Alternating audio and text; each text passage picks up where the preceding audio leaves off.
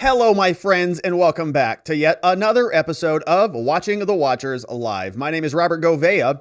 I am a criminal defense attorney at the R&R Law Group. We're a criminal defense law firm located in Scottsdale, Arizona, where it's always beautiful and sunny. But today we're talking about diversity. That's right. Diversity in particular in a little special place called Martha's Vineyard.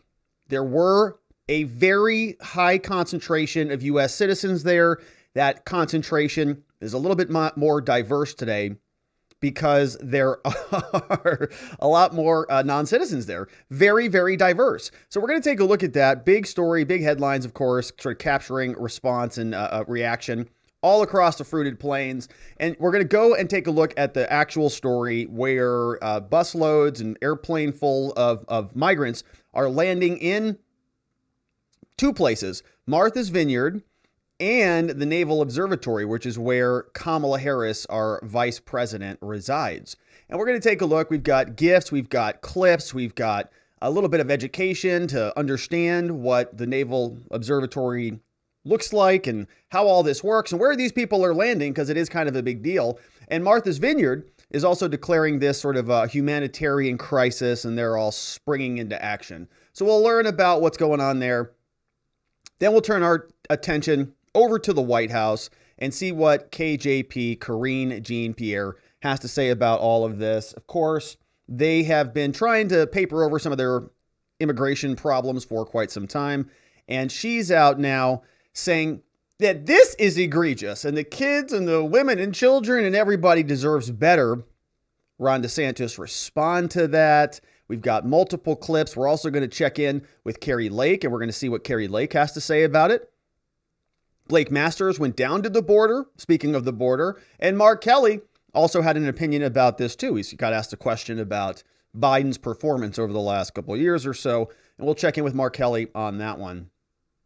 Then we'll turn our attention in the second segment over to some Trump indictment business, because Trump was out over on the Hugh Hewitt show, and he said that if he does get indicted, people may not be all that happy about it. He said, in fact, there may be some pretty big problems. He said people won't stand for it if this does come to pass. And so we'll listen to several different clips. He talks about a common defense was to debate different slates of electors and object to elections and all of that stuff. He also said that he gave a verbal order to Kash Patel and others to declassify all of these documents.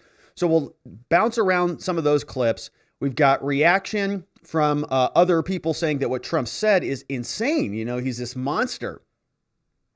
He's basically prognosticating political violence. Well, we'll check in with a couple of Democrats who are using words like call to arms and using words like kill and confront. And we'll see what they all have to say about it. So we'll check in with them. We've got a couple clips from some Congress individuals. Representative Jim Jordan says he's got now 14 different whistleblowers from the FBI who are making themselves available to congressional leaders, saying that there were all sorts of reports that they're targeting extremists in these things. Chip Roy was out in front of Congress, really on a nice little tirade here that we'll spend some time on. I think it's about 4 minutes, but he's screaming about the separation of powers and about the need for each branch to exercise their sovereignty and their duties, essentially, which we talk a lot about here. Mark Meadows, Trump's former White House chief of staff, apparently complied with a subpoena. And today was a very big deadline for the DOJ, for the judge. Remember, the judge got a deadline from the Department of Justice. Do you remember this? We read this some time ago when we read through this motion.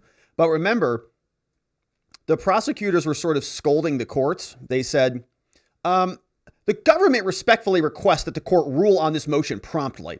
And if the court does not grant a stay by Thursday, September 15th, which is, oh gosh, that's today, then the government intends to seek relief from the 11th Circuit. This was the "we're going to your supervisor" motion filed by the government prosecutors.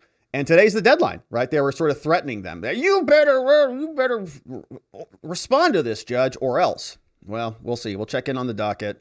There was nothing there from the judge as of the start of the show. So maybe that has changed. But as you can see, We've got two whopper segments to get into today, and then we're going to go into comments, and we're going to clean up some of the comments that we forgot about yesterday when the FBI came here and took my audio out. And so we'll make sure we get to those comments. But if you want to be a part of the show, as usual, the place to do that is over at watchingthewatchers.locals.com. Head on over there. We've got an amazing community chatting away, sharing stories all day. I mean, literally, like there's a ton of stories being shared, great stories. When I do the morning walk and talks, I flip through there before I head out the door. And so amazing. Zach Nichols is there, B-Spec. We've got Gregory, JC the Music Man, Jason on Blast from CA, Tweaks in the house. I see Kelly Sell now and others. Our friends over on Rumble, Any Scorpio, Eric Scorpio, Vicky C's in the house. Cat Crap Fever says, I love Chip Roy. One Corona, Vienticus Prime, Man versus Yard. Jack Alaya's in the house over on Rumble. Shout out to Jack Alaya. Also on YouTube, you can join us as a member and get access to our morning walk and talks where we have those conversations where we talk about the news in between the show. You also get access to the gifts for your jiffing pleasure in the chat if you'd like to use those. And of course, before we jump into it, I am a criminal defense lawyer in the state of Arizona. We help good people charged with crimes in any court in Arizona anytime somebody's in any type of trouble with the law. If there are police or sirens, that's when you got to think of us. R&R Law Group, free case evaluations, 480-787-0394. We have a mission to help good people charged with crimes find safety, clarity, and hope. And shout out to our YouTube friends over there. MJ, Bear Ashby's in the house, Robert Goss, we've got John McGarvey, Curtis Bartle, modding down the fort for us, our Just Cause, Vienticus Prime, and I know there are others. Shout outs to C. Reed, Souson Academy, Baron Von Schneider is also in the house. Shout out to Baron. All right, and so let's get into the program, my friends. Let's get this puppy queued right on up so that we can just get right into the meat and potatoes here. Oh, yeah, here we are. Tragedy strikes Martha's Vineyard as 50 migrants show up and cause all sorts of havoc. Media melts down. Everybody melts down because of, well, a couple dozen individuals showed up unexpectedly. We're going to go through this. It wasn't just at Martha's Vineyard. It was also over at the Naval Observatory, which, of course, is where Kamala Harris resides. And so we're going to go into this. But as you can see, this is what it looked like. This was the tarmac. This is airport scenery with the airplane landing in, and home sweet home for a brand new group of migrants. Fox News actually caught wind of this. They got the original footage, and this sort of leads people to believe that they were keyed off on this, you know, that they got, well, that's weird. Why did Fox News get hints about this little departure and this landing, but the rest of the people in, I don't know, Martha's Vineyard or in Massachusetts didn't? Here is the scene of the migrants landing in Martha's Vineyard, proudly being in a beautiful new home. No audio here, but you can see the plane landing. It looks like some people getting off the tarmac. I think they're fist bumping the pilots or something. I think that was a couple of them right there. Was that a fist bump? Yeah, there was a nice little fist bump there. Excellent flying. Tremendous job. I can't wait to be here. I heard Obama lives right around the corner. Do you know where he lives? And so they're just sort of, you know, getting off the airplane. All right. And as you can see, we just fast forward through this, and now they are finally arriving at a new location. And they're going to churches, and they're being put on vans, and they're being carted around Martha's Vineyard. Arrival, baggage claim. You can see it looks like a nice little quaint airport. Now, I have never had the privilege of going to Martha's Vineyard. It sounds like a beautiful place. It sounds like a lot of celebrities and politicians and the elite upper class, probably a lot of Harvard grads over there, but they're hanging out over there. And so I was thinking to myself, my goodness, where is this place? I don't really know much about it, but it looks pretty nice. You know, I'm a West Coast boy. I grew up in Arizona. We don't even have water here. So to think about an island in the middle of sort of the Atlantic Ocean up near Massachusetts, I would say, what is this place? And so you can see that's right where it is. It is an island. It is highly isolated from, you know, I guess the mainland of America. So you got to get on a boat, I guess, to get over there, or drive on a bridge. There looks like there's a couple bridges over there. And, you know, it's a big island. And a lot of people have their second homes there, and they go up there in the summers when it's a little too hot down south. So Martha's Vineyard looks like a beautiful place. And as you'll notice, there are more details provided by Wikipedia, more details about Martha's Vineyard. You can see where it's located, separated. Storms, hurricanes often come through there. It's primarily known as a summer colony, but its year-round population has grown. It says here that there are pretty severe income disparities because the home prices on Martha's Vineyard are dramatically higher than other places around Massachusetts and sort of the surrounding geographics. But there was an interesting section here talking about some of the politics. And let's see if I can find that. I probably scrolled right by it. I thought I had it queued up, but apparently I didn't. Let me see if I can grab it. While we're scrolling through here, a couple sections about air, transportation, water. There was a whole section, hopefully Wikipedia didn't delete it, but there was a whole section about here it is, I believe. Yeah, Hillary Clinton and Bill Clinton. Martha's Vineyard. Since the 1990s, Bill Clinton spent regular vacation time on the island during and after his presidency, along with Hillary and their daughter Chelsea. He wasn't the first president. Other presidents have been there. On August 23rd, 2009, Barack Obama arrived there with his family for a week's vacation. In December 2019, Barack Obama completed the purchase of a 30-acre homestead. Woo! Kennedy family was there. Number of other people were there. And so you've got some pretty interesting history over there at Martha's Vineyard. Looks like a beautiful place. And they seem to be very, very welcoming, right? This was something that a lot of the businesses put up when they were, trying to stand for something. And you've probably seen a lot of signs like this in your local neighborhoods, your local restaurants. You go to a certain event and people post these things up. Here, this one says, "The island of Martha's Vineyard." They write, "We respect women. We value Black lives. We stand with our LGBTQ community members." And they're missing like 13 or 14 letters on that one. So I don't know how inclusive that is. But they say, "We stand with immigrants, with refugees, with indigenous peoples, and with people of all faiths. We stand with our community." Oh, well, that sounds great. That sounds perfect. We're great. That's great. So immigrants, refugees, indigenous people, great. All of it. Perfect. All are welcome here in big, white, almost racist font color. All are welcome here. Hate has no business here, is what they say. All are welcome. Well, that's great news because there are several million people who are looking for a place to go. Martha's Vineyard sounds lovely. So they're making their way over there. And a lot of the people in the media pretty unhappy about this. Now, 50 people is what we're talking about. Not a whole lot of people. If you look at the numbers, it's hundreds of thousands coming across every year, saying many saying 2 million now are going to cross the border any minute now, based on the number since Biden took office. Insane numbers. Now they come together and they start to say that they are really addressing this problem. And I think this is great, actually. Yeah, I mean, they want them there. They're welcoming them there. And this representative over on Twitter, this guy named Dylan Fernandez, he posted this.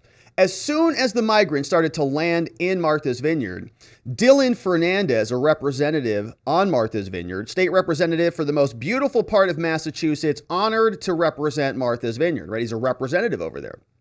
Dylan said, "Our island jumped into action, putting together 50 beds, giving everyone a good meal, providing a play area for the children, making sure people have the health care and the support they need. We are a community that comes together to support immigrants." And so there you go. They've got 50 beds. It looks great. It looks great. That looks perfect.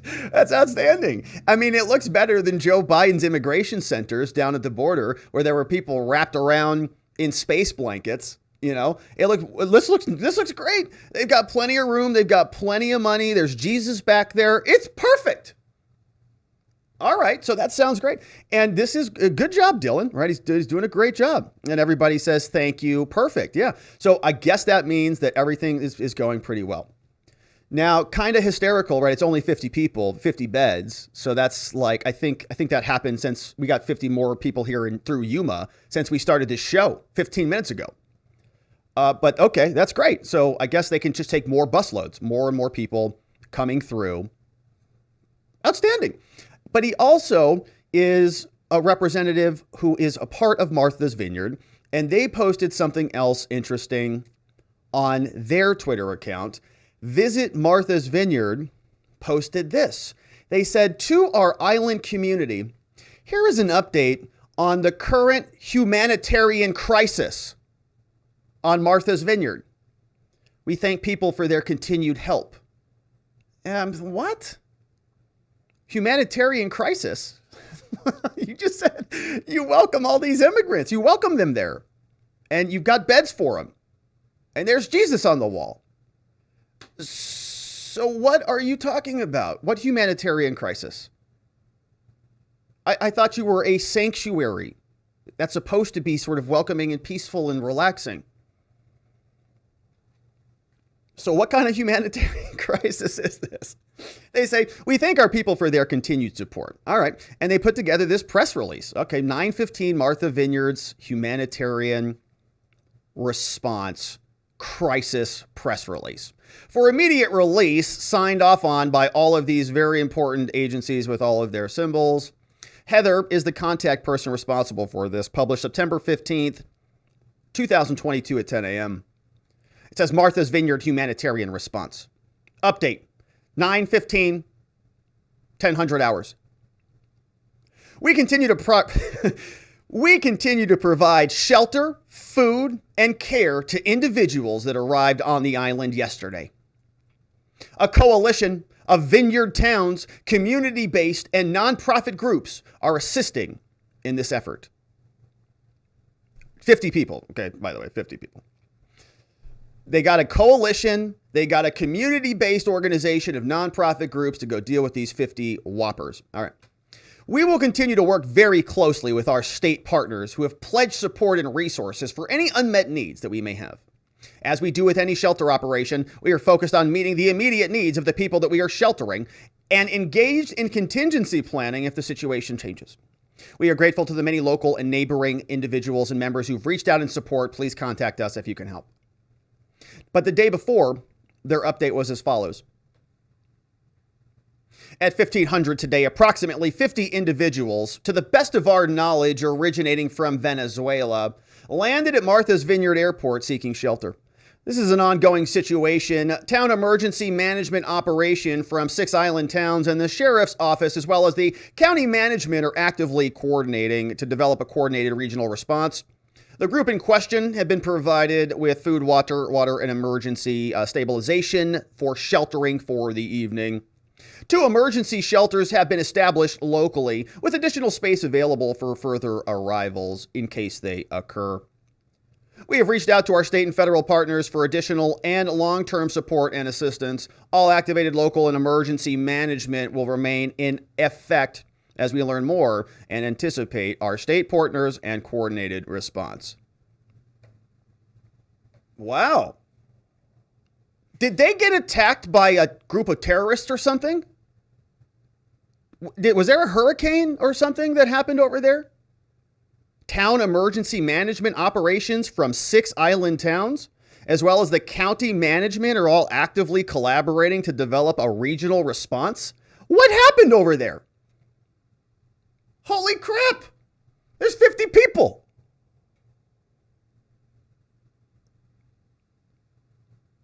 Okay, so they have to stop everything and just a total crisis. Well, this is interesting because again, you multiply that, add I don't know, 5-6 different zeros to the end of that number, and that's what many of the border states are dealing with. So the very, it sounds like overwhelmed Martha Vineyard is now dealing with 6 different towns to coordinate this urgent response. Martha's Vineyard. 50 beds breaking the whole stinking island. Now, it's not just Martha's Vineyard. Over at the Naval Observatory, we also see migrants being dropped off in front of Kamala's house. If you're not familiar, the Naval Observatory is where the vice president resides. It's pretty close over to the actual White House. You can see when I recorded this GIF for our viewing pleasure, you can see I just sort of scrolled right down. The Naval Observatory is up there sort of in the, I think that's north, right? And then you scroll back down, and then the White House is sort of right nearby. So where these migrants are being dropped off, this is going to be right basically in the thick of D.C., right near the Washington Monument. There's the Lincoln Memorial down there, sort of in that centerpiece at the end of the frame. So they're all going to be dropped off there as well. And Fox News was on the scene as the migrants got off the buses. Here is a Fox News reporter who is responding to Ducey. He's standing there as immigrants are coming off the buses, and he's reporting what he sees. From our southern border have just arrived outside Vice President Kamala Harris's residence at the Naval Observatory in Washington, D.C. Griff Jenkins is live on the scene to tell us more. Griff, is that Massachusetts Avenue that I'm looking at right there? Yeah. Good morning, Steve, Ainsley, and Brian. This bus just arrived moments ago. I talked to some of the folks. Apparently, this bus has come from Del Rio, Texas. That's what a gentleman on the bus told me. And these, pardon me, ¿de dónde eres? De Venezuela. ¿Venezuela? ¿Habla inglés? No. ¿Sí, no? ¿No? La presidenta Harris dice que frontera cerrado. La frontera es cerrado or abierto? Abierto. Abierto. Oh, So what she said is the border open or closed? It's open, abierto. And Steve, I asked her, Vice President Harris says that the border is closed. She says it's open as we see these migrants coming across now. So that was just one migrant coming off the bus. But what about other migrants? Do other migrants think that the border is open or closed? We're not sure how many there are. We do know that according to Texas Governor Abbott's office, there have been about 7,900. Pardon me, do you speak English? ¿Habla inglés? No, amigo. ¿De dónde eres? Venezuela. Venezuela? Venezuela. Everybody from todos Venezuela? Sí, venimos prácticamente de Venezuela, un país muy duro. En realidad, queríamos ya salir de allá, tenemos días viajando. Migración también nos ha jodido mucho en México, pero lo que queremos es triunfar, queremos evolucionar, queremos tener de todo, queremos... Okay, thank you. Watch him. Yeah, buena suerte. So I'm not going to be able to translate all of that, and I wouldn't even try because it wouldn't look good on live TV. But No. As you can see, they're coming across here, all of these migrants. It appears to be at least 20 or so at this point. We have two buses. So when I was That guy was just ready to talk. He's like, hey, this is what's up. I'm coming here. We're looking for work. We're trying to get through immigration. Mexico's not any good. And yes, well, here's my whole story. And the guy, I don't understand most of what you just said, but thank you for saying it. I don't know what just happened. All right. Well, he came from Venezuela. You know, the good news here is that it doesn't sound like many of these people are from Guatemala, because remember, Kamala Harris went down to Guatemala and she said, don't you come to our country. Do not come. And maybe they're listening because all these people are from Venezuela. Let's see who else is coming off the bus. saying was, we know from Governor Abbott's office, there have been about 7,900 migrants on over 190 buses coming to D.C., more than 2,200 on more than 40 buses to New York, and of course, about 5 buses to Chicago with a little over 300 migrants. ¿De dónde eres? Buenos días, ¿cómo está? ¿De dónde eres? No entiendo, no inglés. ¿Habla inglés? No. Okay. He said they donde eres, which is where are you from? And he said, I don't speak English. He didn't ask you in English. He asked you in Spanish, but he said, how are you doing? All right. So you can see, it sounds like a lot of people getting off the bus, many of them from Venezuela. Maybe Kamala should have gone down to Venezuela and said, don't you come? Because apparently they're not coming from Guatemala, but that's what the scene looks like there. Now, as Fox News continued on, remember, we have this interesting compare and contrast between Kamala Harris and between the migrants. Many migrants are coming to the United States. They feel like the border is wide open. But Kamala Harris said previously the border is not wide open. So which one is it? Here's Kamala. Then we'll listen to the immigrants and see what they say. We're going to have 2 million people cross this border for the first time ever. You're confident this border is secure? We have a secure border in that is a priority for any nation, including ours and our administration. Oh, my gosh. And Vice President Harris said that the border is closed. Is the border closed? Do you believe that the border is closed, or is it open? It's open, not closed. The border is open. Yeah. The border is open. Do you believe that all the migrants believe that the border is open? Yeah, everybody believes that the border is open. Of course. It's open because we enter. We come in. We're right here. Obviously, it's here. We're standing here. If the border was closed, we wouldn't be here. It's open and we're in. What's so complicated about this, Fox? Why do you even have to report it? What kind of a dumb question is this, idiot? He goes back to his business. Kamala can't even hardly mutter out an answer. Let's listen to her one more time, how painful this is. We're going to have 2 million people cross this border for the first time ever. You're confident this border's secure? We have a secure border in that is a priority for any nation, including ours and our administration. We have a secure border in that it is a priority for any nation. Oh my gosh. All right. So borders open. Immigrants know it. Kamala knows it. And apparently the rest of Venezuela knows it as well. Here's a couple more images and videos from the scene. Here's people getting off the bus. Long journey. Landing in a beautiful new place right outside the Naval Observatory, right near Kamala Harris's residence. Perfect. Very, very perfect. And we have another image after the bus loads are off. You can see the camera pounds around a little bit. This is the scene of the activity on the other side. A lot of media there, a lot of people wondering where to go, right in front of the Naval Observatory. And you can see what looks like a boat anchor laying right there in front of it. And so they're going to be plopped right down in the middle so that Kamala maybe can have a conversation with them. Maybe she convinced them, she can talk to them about something. That is what's going on at the Naval Observatory. Now, the deboarding continues, and people are melting down about Ron DeSantis and Texas Governor Abbott, who are sending individuals to other locations. At the White House, Karien Jean Pierre really laid into the nasty MAGA Republicans who are using these poor immigrants for their own political gain. Let's listen to KJP on the immigration crisis. The fact that Fox News and not the Department of Homeland Security, the city or local NGOs were alerted about a plan to leave migrants, including children, on the side of a busy DC street makes clear that this is just a cruel, premeditated political stunt. Hold on a minute. Mark those words. Cruel, premeditated political stunt. Moving people around, putting on people on airplanes and sending them from one location to another is a cruel, political, partisan stunt?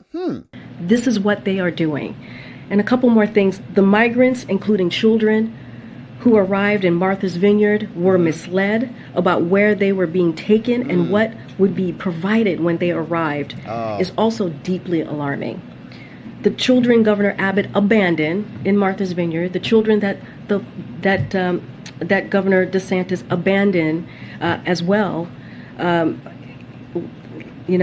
deserve better. They deserve better than being left on the streets of D.C. They deserve better than being left on the streets of D.C.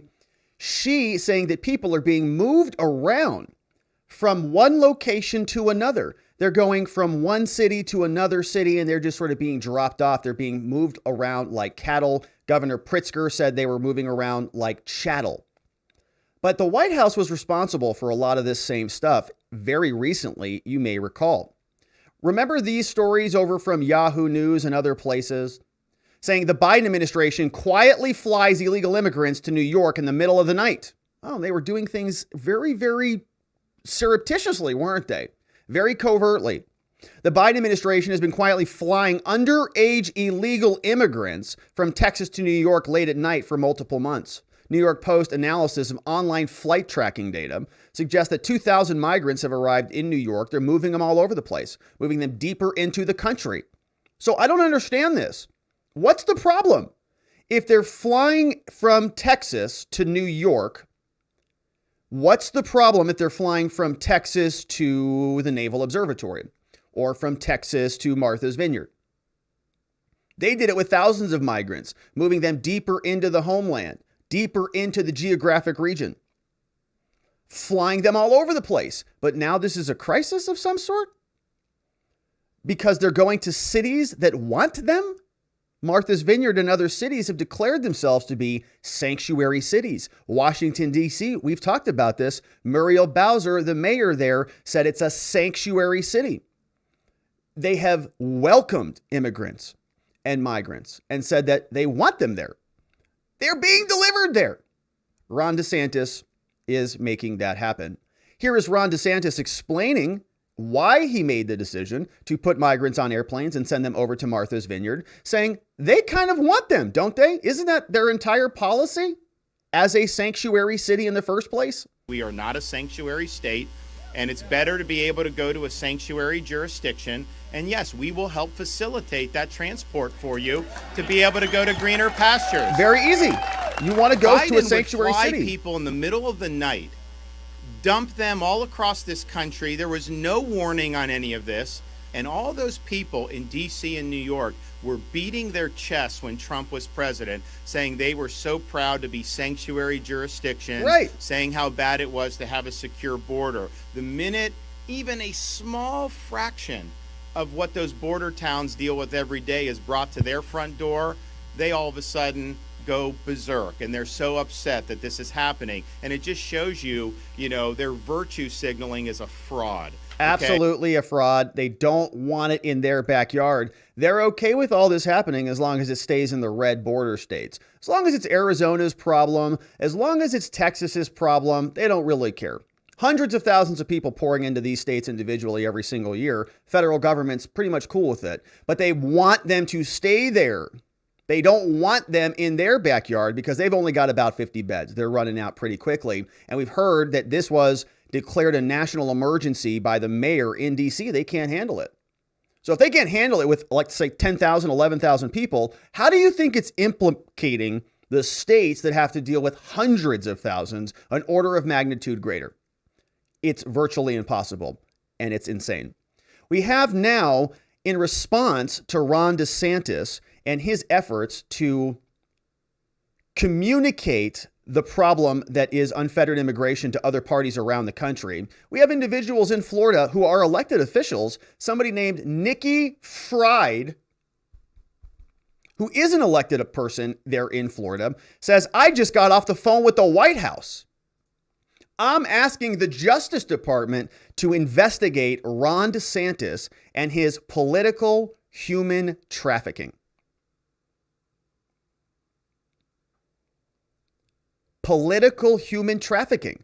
You mean like the FBI was doing when they were shipping everybody all over the place?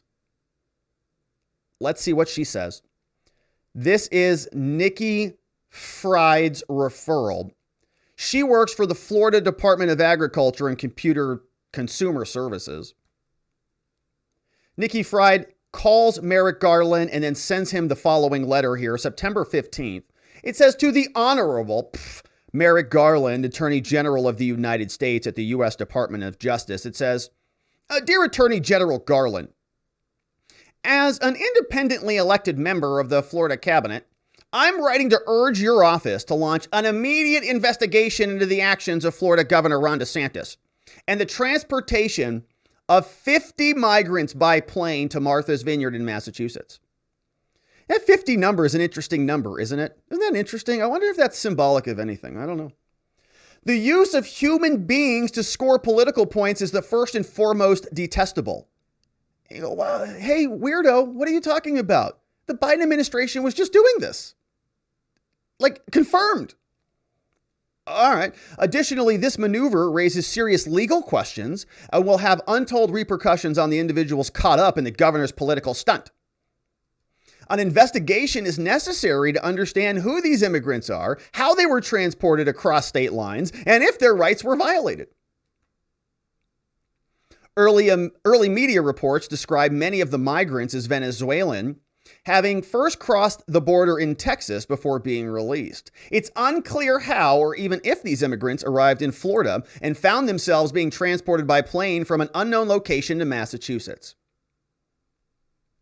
One migrant reported a promise of, quote, housing and work if transported to the small island community. Well, they say that they have a community there and that they want people there and they honor migrants and indigenous people. Well, they were not indigenous people, but they honor refugees and migrants. So I got to imagine there's plenty of work for them. I mean, there's rich people all over the place. And, you know, rich people employ a lot of people to do all sorts of minutia. So I'm sure they can find something temporarily. So I think it's true. One migrant reported a promise of housing and work. Well, guess what? They got housing. Work is right around the corner, I'm sure. However, it's unclear who made this promise or if it will be fulfilled. So they're going to go hold somebody accountable for you broke your word to them. Okay. Regardless of potential shelter and job opportunity, she writes, the decision to send 50 migrants to a small community without notice shows a complete disregard for the safety of the migrants and the resources necessary to adequately address their care. Yeah, you're right. We should probably just make them pile up at border facilities down at the juncture there in Texas or here down in Arizona. And you can just shove them back into the cages that Joe Biden had them in with space foil wrappers all wrapped around them while you and the Biden administration hid all of this from most of America. Is that better? Well, that's what she would prefer. She certainly doesn't want it in her backyard. She's okay with it being stuck there at the border. She says, according to media statements, the island's sole homeless shelter does not operate during the summer and can only accommodate 10 people. Yeah, because there aren't any homeless people there. There's no homeless people there. It's all multimillionaires, right? That's why. First of all, the homeless shelter is not even open in the summer because there aren't any homeless. And then when it is open, it's 10 people max because it's just that's beautiful. It's great. Thankfully, they write, residents have stepped up to provide critical resources in the short term, which again, I fully endorse this. Like, I love that. I think it's amazing. Good. You said you wanted to have them there and support them and you're a sanctuary. Great. You're fulfilling your end of the bargain. Outstanding job. Like, and I mean that genuinely. Great. They're there. That's the right way to handle it. You said you wanted them there. You said you can handle it. You got resources. Okay, do it. But the long-term sustainability and the consequences, the migrants' ability to attend their immigration court hearings are far from known. Yeah. So now it's welcome to reality. The needs on the ground will only be amplified should the governor Desantis choose to use taxpayer dollars to traffic more human beings to this community as a political stunt. To use human beings as political pawns, as Governor DeSantis has done, is morally reprehensible, she writes, even though they do it all the time. The entire immigration policy in this country from the Democrats, really the entire policy in general by the Democrats, is to treat people like they're trading cards with different powers and level ups and different letters after their names. And, oh, this person is a multi-whatever, whatever, and they have more value than this person who doesn't have value. And so the entire conversation that the Democrat Party has been having for my whole life largely has been about this intersectionality and about treating people like they're pawns, little pieces being moved all over the place. But they call it reprehensible, meriting an immediate investigation. Right now, I need the DOJ, she says. I need the Department of Justice from the United States government to come in here and investigate this governor as well. They already raided Florida. They already took Trump's boxes of stuff. Why not go get DeSantis's as well? Meriting an immediate investigation and appropriate action by the Department of Justice on behalf of the impacted migrants. Thank you for your consideration to this urgent matter. Sincerely, Nicole Fried, Commissioner of Agriculture. Demanding prosecution, demanding investigation. The DOJ needs to swing into high gear because a governor exercised something that was perfectly within his reason to do. signed by Nicole over to the Department of Justice, and we'll see if that leads to anything. But the insanity continues. People who are the favored political party are allowed to move migrants wherever they want. If you're a disfavored political party, you're not allowed to move migrants anywhere, lest you be charged with human trafficking under the DOJ. Insanity continues. But over at the White House, Karien Jean Pierre came under some serious scrutiny from a lot of people in the media. Karien was asked about the border, specifically said, is this really a safe and secure border? I mean, we're seeing throngs of people come across day after day. When they get here, they say, we think it's wide open. It looks wide open. We're standing here. Do you think it's open or closed? I mean, I'm standing here right next to you. What do you think? She says it is safe. It is secure. The busing aside, how do you explain this influx? Well, again, we understand that we have work to do. We understand that, and we have been doing the work to do that. We have taken unprecedented action over the past year and a half to secure our border and rebuild a safer and orderly process system. Safe and orderly process system.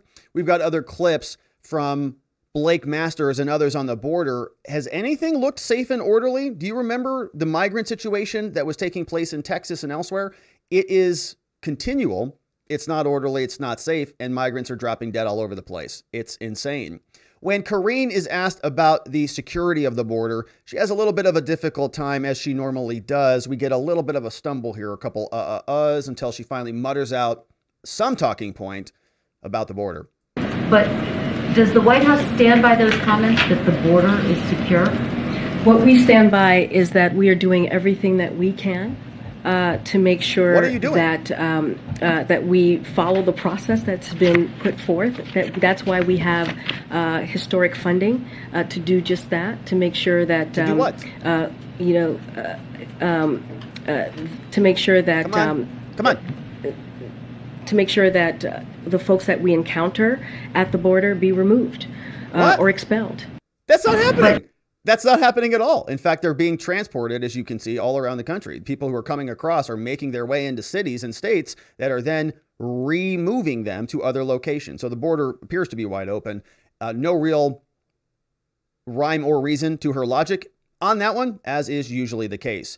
Now, there are many people who are very excited about this schadenfreude, watching the sort of the difficulty that a lot of the border states experience, watching that be observed in other locations. Just kind of like, oh, finally, they get to see what we've been dealing with for forever, because it really is a lot of strain on local economies and local communities.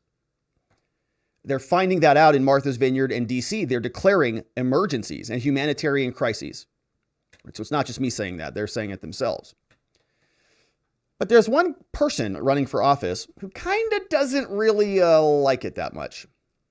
Kari Lake, responding to the busing of the migrants into different parts of America. And Kari was on with Tucker Carlson. Tucker Carlson asks her about this, says, hey, Kari, what do you think about these migrants being moved around from the border inland to different parts of the country? You for it or not? I get a kick out of it watching these liberal mayors just, throw their hands up and say we can't handle it because it's life every day for us in these border states. However, I'm not a fan of it, Tucker. I mean, we're just taking people here illegally who shouldn't be here. We're moving them further inland. My plan is the most bold, aggressive plan on the border. We're going to secure the border. We're going to call it what it is, issue a declaration of invasion on day one, get troops on the border in the form of our National Guard. We're going to stop people from coming over, and we're going to stop the cartels from having control of our border. I don't like it as a mother, and I know no Arizonan likes it, that we are the pipeline for the most dangerous, deadly drug this country's ever seen, called fentanyl. #1 killer of young people. It's all coming through Arizona because Joe Biden gave control of our border to the cartels. And on day one, we're going to invoke our Article 1, Section 10 authority and take back control of our border away from the federal government. It's a dereliction of duty what they've done. Yes. And we're not going to let Joe Biden drag the state of Arizona down while he's trying to destroy this country. No gimmicks. We're not going to play around. We're not going to pick people up, put them on airplanes, put them on buses, send them all over the place, and play these stupid games. Yeah, it's funny. It's fun to watch these liberal mayors and everybody come out and declare humanitarian crises and things like that. But you're just moving people in. You're just exacerbating the problem. I'm going to stop it. I'm going to declare an invasion, go down, shore up the southern border, take care of all of this once and for all, using Arizona National Guards, and finally put a stop to the ceaseless, never-ending flow of drugs and fentanyl into the United States. Pretty powerful stuff there from Kari Lake. You can see why a lot of people are concerned about her gaining ground on the cowardly Katie Hobbs, who still refuses to debate. We also have another Arizona candidate who's actually down there at the border. Blake Masters is gaining a lot of ground on Mark Kelly. And this is a clip from Blake Masters, who went and visited the border. And look, he's pulling up this image of a migrant's ID. And he's going to explain to us that what happens here is in these trash heaps is that these IDs are dropped so that they don't actually have to be turned over, or they don't get ID'd once they cross into Arizona and the rest of these United States. Here is what the tweet looked like from Blake Masters. He said, illegal aliens trash their IDs and their Mexican green cards to make themselves harder to deport. These people have traveled through many countries and literally established residency in Mexico, but thanks to Mark Kelly and Joe Biden, now they get to live in America. And here is Blake Masters down at the border. You can see and hear what he's talking about. Sheep. Here we have that. Oh, here's a better one. Voter registration card from India. There we go. What do you got? Permanent resident. Permanent resident. So it's a Cuban who established permanent residency in Mexico. What's that? He could be returned to Mexico, but he discards this. Cuban visitor. He has established residency. There's a visitor from India. They're just paying Mexico for permanent residency and then ditching the card here right before they cross the border. Otherwise, they can be more easily returned to Mexico. Here's a Government of the People's Republic of Bangladesh COVID vaccine. Dropping them in giant trash heaps right at the border and right at this is U.S. property. These are people's residences, and these are people's private property and fields. And this type of scenery can be seen all up and down the border. And I got to tell you, right, people in border states are sick and tired of it. Nobody wants their land. Nobody wants their country. Nobody wants their nation to look like that. And it is all over the place. And so if Blake Masters has to go around and trek around Arizona and see what it's really like, and it is this bad all over the place, maybe they can experience a little taste of that over there at Martha's Vineyard or over there at the Naval Observatory, and they can see that this is a crisis, and we need people like Blake Masters to get into the Senate and do something about it, because we know that individuals like Mark Kelly won't. Mark Kelly is asked about Joe Biden and his policies on basically everything, and he has a little bit of a difficult time supporting the president. Here's Mark Kelly on Arizona Family, stumbling around on this one. You know, your thoughts on his job. Has he done a good job, do you think? Hey, first of all, it's not my job to give him a report card. Yeah, it kind of is, though, Mark, right? You are part of his party, and you kind of got to vote for his bills and his things. And so you did vote for that Inflation Reduction Act. How'd that work out there, Mark? How'd the inflation numbers look the last time they came out earlier this week? Not too good. So the report card is an F, Mark, and you know it is.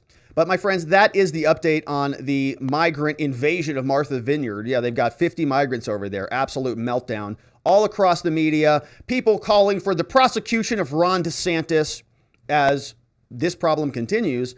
And we'll see if the White House has anything to say about it. My guess is not. Now, we've got another big segment that we'll get into before we jump into your comments. And of course, there's some Trump news out there all across the fruited plains.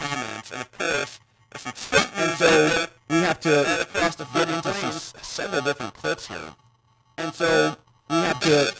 get into several different clips here.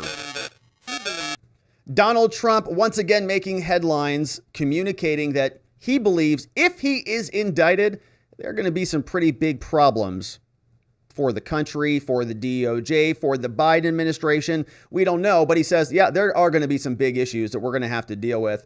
Donald Trump was on the Hugh Hewitt show. We've got 3 different clips from him.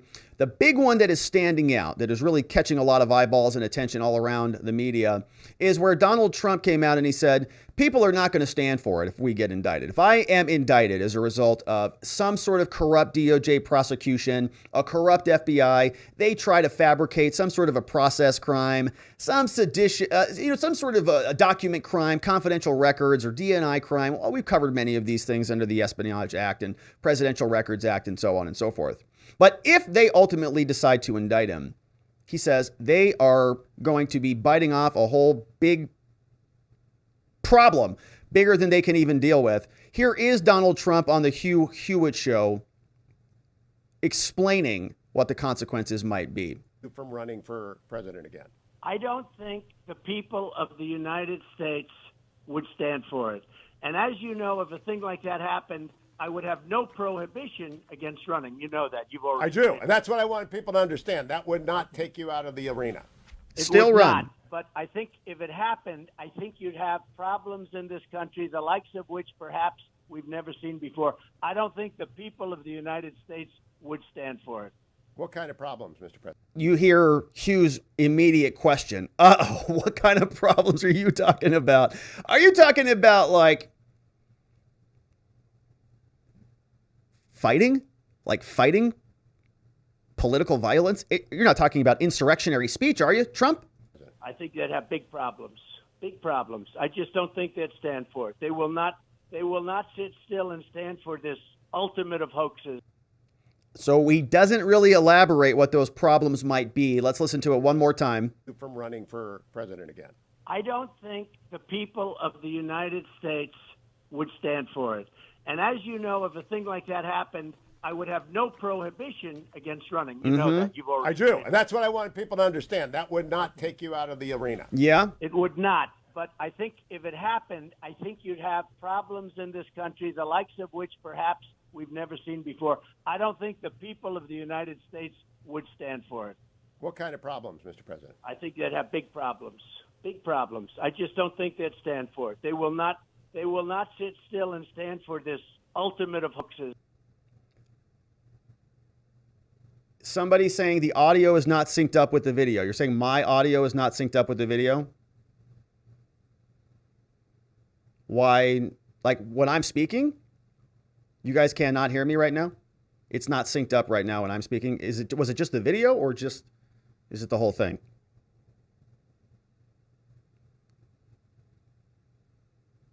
I don't know why that is. Uh-oh. Way off.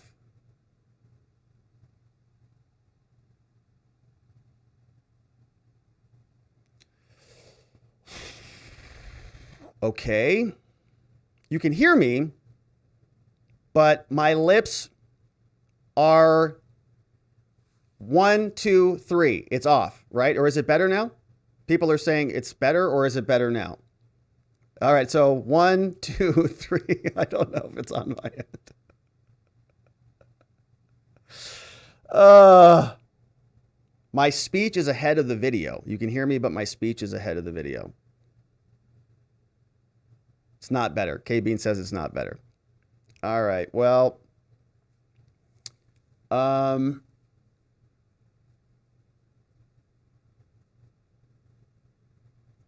don't really know that I can do anything about that. So let me see.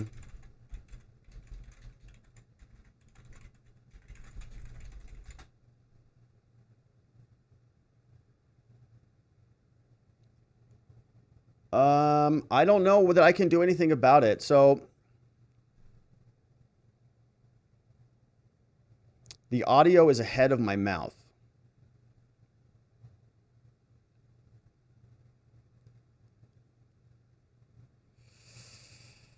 I don't know what to do. All right. Well, I think we're going to have to just probably call it then. All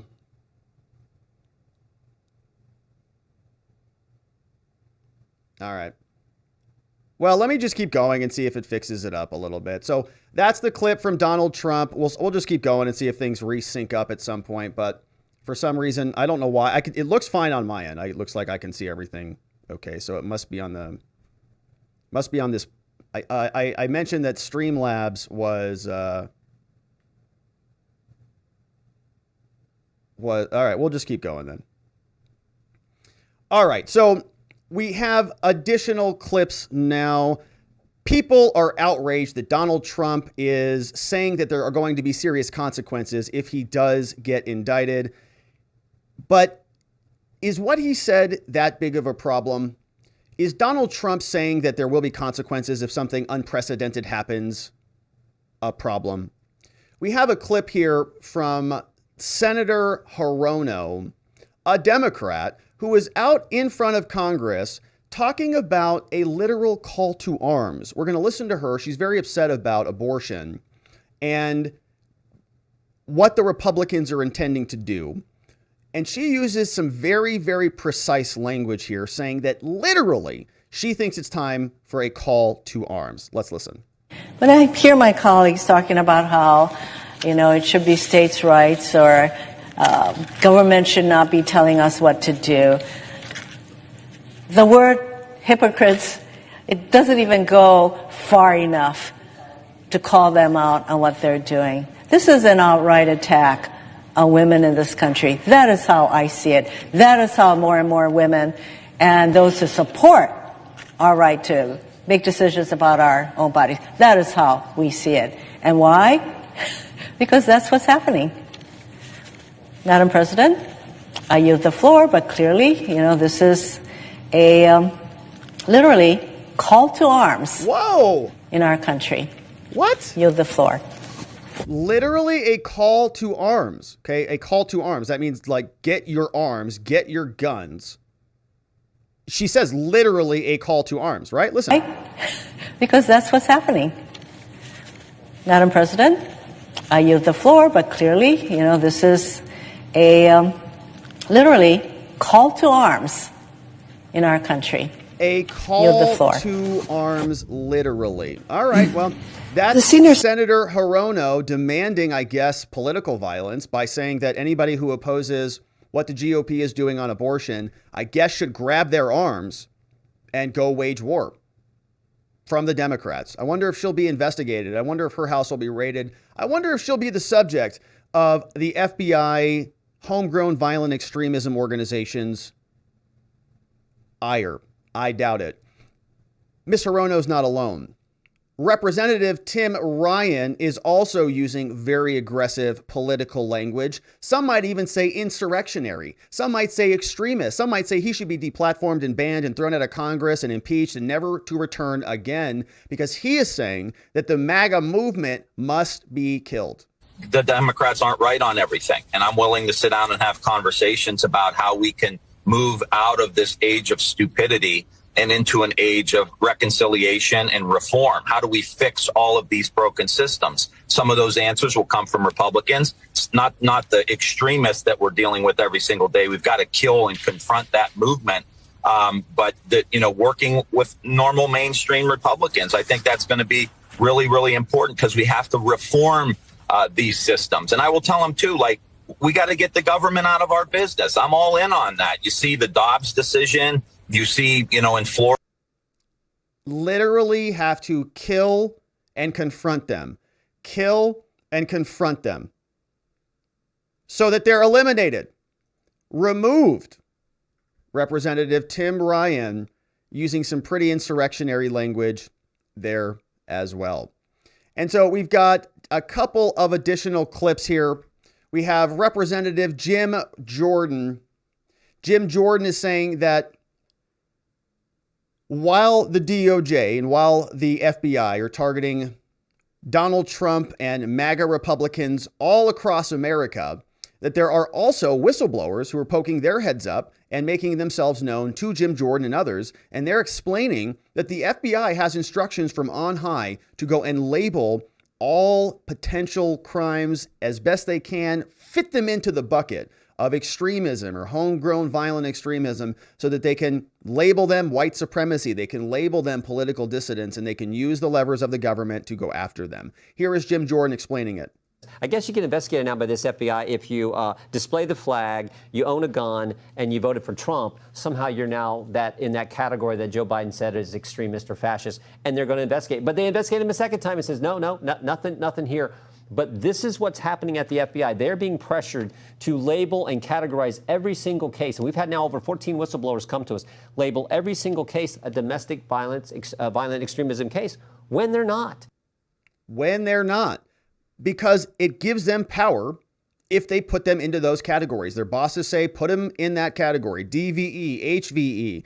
And they're getting money by the billions to go and combat this stuff from the Democrats. This is their funding. This is the new homegrown domestic war on terror. And anybody who disagrees with the Biden administration gets on a list. Meanwhile, in Congress, we've got Representative Chip Roy. Chip Roy is very upset about the lack of oversight that Congress has. Remember, we talk a lot about this on this channel. You have these three, what are supposed to be co-equal branches of government. If one branch takes over the power of another branch, the branch that's having its power usurped is supposed to politically elbow the branch that is seizing their power because they don't want their power usurped away from them. If somebody comes and takes your cookies, you fight to keep your cookies. You say, nope, those are mine.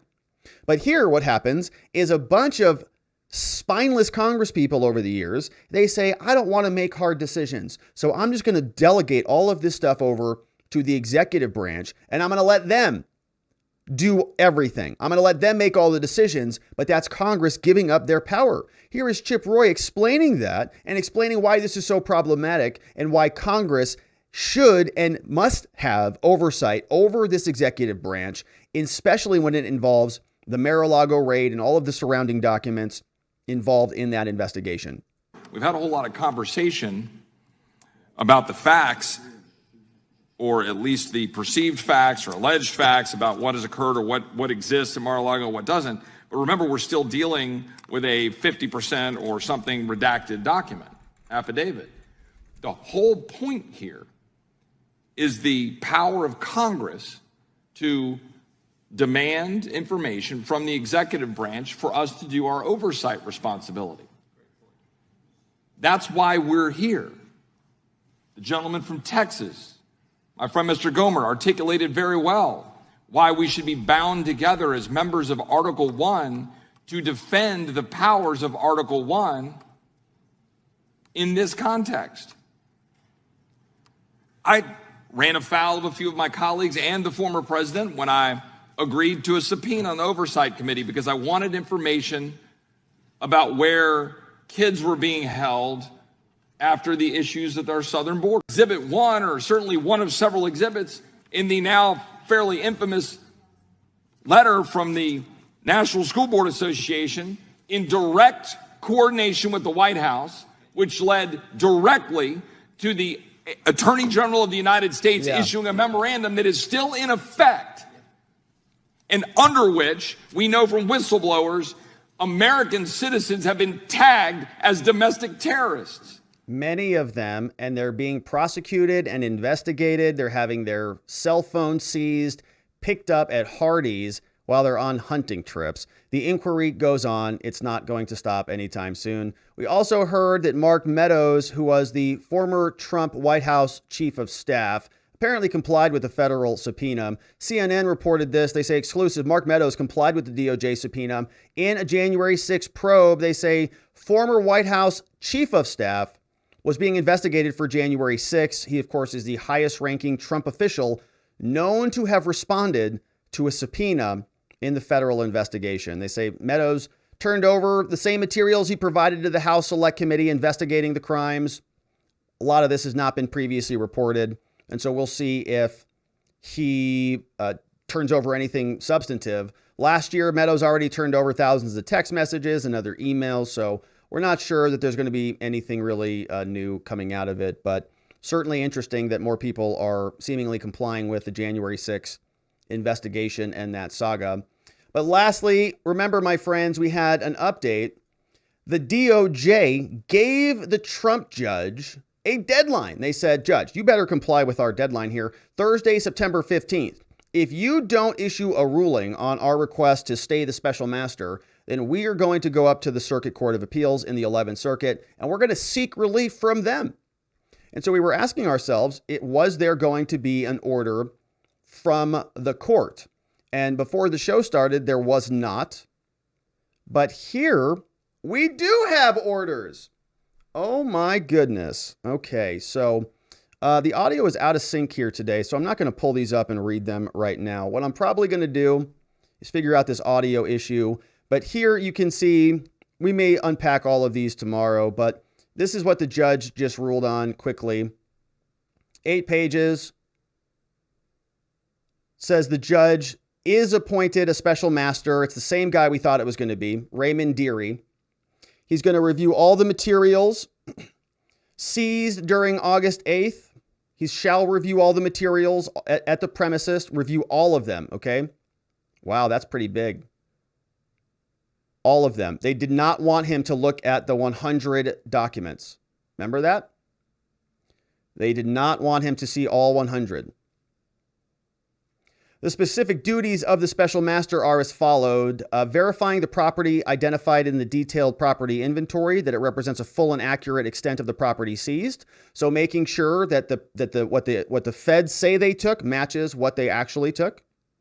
Conducting a privilege review of the seized materials, making recommendations to the court as to any privilege disputes between the parties. So sort of remember, there was a taint team that the DOJ instituted, but the judge is saying, obviously, that's not good enough. The special master can act as a taint, sort of secondary. Identify personal documents and items that were seized, whether they're presidential records, and settle categorization disputes. Okay, what type of document is a category, what is not? Evaluating claims for the return of the property, and any additional duties assigned to the special master by the court pursuant to subsequent orders. They say the special master can consult with NARA. Special master will have full authority under the federal rules of civil procedure. There's going to be a precise workflow that they follow. Privileged team gives copies over to Trump's lawyer. Trump's lawyer reviews the documents and provides them to special master, to their log. Special master then reviews it, goes back to their log. They've got 5 calendar days to do it. Providing copies, plaintiff's counsel shall review all of these documents and put them into different buckets. We can have a personal items bucket, a personal documents to be claimed to be privileged. So, basically two types of documents: presidential documents, presidential records, and personal documents, personal items. Personal documents can either be privileged or not. Presidential records can either be privileged or not. Going to keep logs and keep records on all of this stuff. 5 calendar days to consult, 10 calendar days consult. It says that the court directs the special master to proceed with all reasonable diligence and conclude review by November 30th. Okay, so we've got some pretty serious time to unpack a lot of this. Any objections and things are due within 5 days. Special master shall have access to all individuals and documents, anything they need to perform their duties. At a minimum, the government shall make available these materials. Trump is going to bear the costs, 100% of the fees for the consulting. So a little bit of a loss there for him.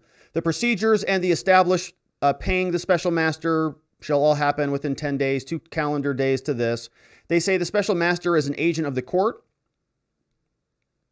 shall enjoy the same protections from being compelled to give testimony as others.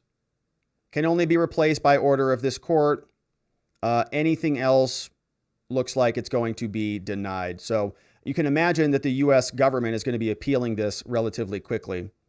And we'll see what that looks like. But wow, pretty interesting news. So the judge did appoint a special master in the Trump case. It does look like it's going to be Raymond Dearie, who we speculated was going to be appointed the last time we talked about this. Remember that Raymond Dearie was agreed upon. They actually both agreed to him. It was a Trump proposed judge, and the government didn't object. So Raymond Dearie will be the special master appointed by the judge. And we will, of course, continue to cover that. Was not expecting that, but a little bit of an interesting new development there. And so that, my friends, is it for us for the day. We are going to leave it right there. Since the audio is out of sync, I'm going to go try to fix that up. We're going to do comments and things. I think I'm going to try to exit here and hop back over onto locals, and I'm going to try to figure it out for a locals stream. Right now, we're going to, so hang tight, locals. If you're over on YouTube, see if you can come over to locals, and we're going to try to do a locals comments follow-up stream to get tonight's comments and last night's comments. Hopefully the audio is a little bit more synced up over there. So that is it for us for the day, my friends. I want to thank you for being a part of the program. Thanks to everybody who joined up over at watchingthewatchers.locals.com. Thank you to my friends who are members over on YouTube, clicking that join button, that subscribe button. Don't forget that I am a criminal defense lawyer over at the R&R Law Group, where we offer free case evaluations and where we have a mission to help good people charged with crimes find safety, clarity, and hope, not only in our cases, in their cases, but beyond that, in their lives.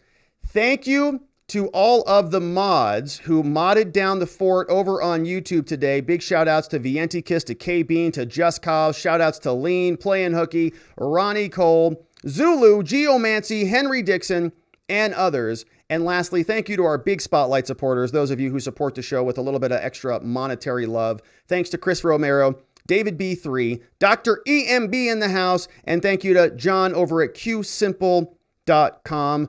That, my friends, is it for us for the day. Going to try something new and different with the audio tomorrow to see if I can work the kinks out on this. But locals, stick around. I'll see you all right back in a minute. My friends, have a tremendous evening. I'll see the rest of you right back here tomorrow. Make it a great night, my friends. Bye.